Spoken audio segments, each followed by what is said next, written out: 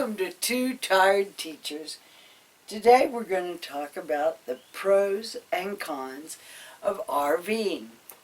Like many of you, we don't live full-time in our RV. We take trips that last 3 nights to maybe a couple of weeks. And so we thought some of our insights might be different from those who do this full-time.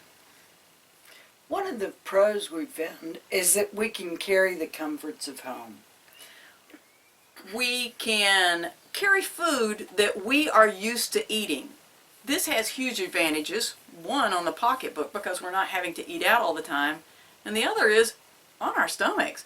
We feel a whole lot better when we're carrying foods that we're used to eating. And that makes for a much more enjoyable trip. We sleep in our own beds for the whole time we're gone. And unless we bring them in, there's no risk of bed bugs. And that's a huge problem throughout the U.S.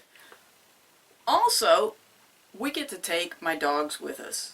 And that makes them happier, makes us happier, and it really makes it feel a lot more like carrying your home. We can spend more time at our destination. Usually we will park within 50 miles of something we want to see if we're on a longer trip, and we can go out on little day excursions. But we have a home base that's in a beautiful location. Exactly.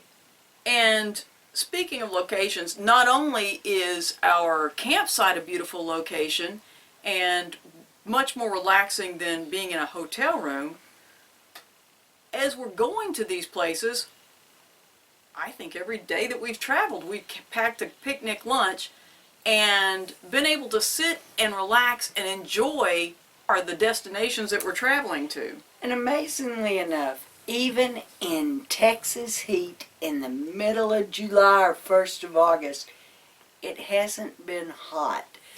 The picnic areas that we've been to are set up where they catch a lot of wind. I wouldn't say it hasn't been hot, but it's been breezy enough that it really hasn't been bothersome. Another advantage is that we pack once. Right. If you're going to more than one destination, you don't have to pack and unpack or live out of a suitcase. And that's another huge advantage, being Yes. able to have everything stored with you and have it handy and available. Okay, the cons. One is the price of gas. Even though it's come down in the last year or so, it's still expensive.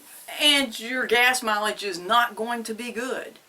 But you're saving so much money on lodging, And restaurants. which we stay in state parks, Corps of Engineer parks, places like that. That's what we really enjoy. Yes. We've paid anywhere from, I think, $12 a night to, I think the most expensive was maybe 26 or something. So Yes. obviously we can stay a lot of nights for what it would cost one night in a hotel. Exactly.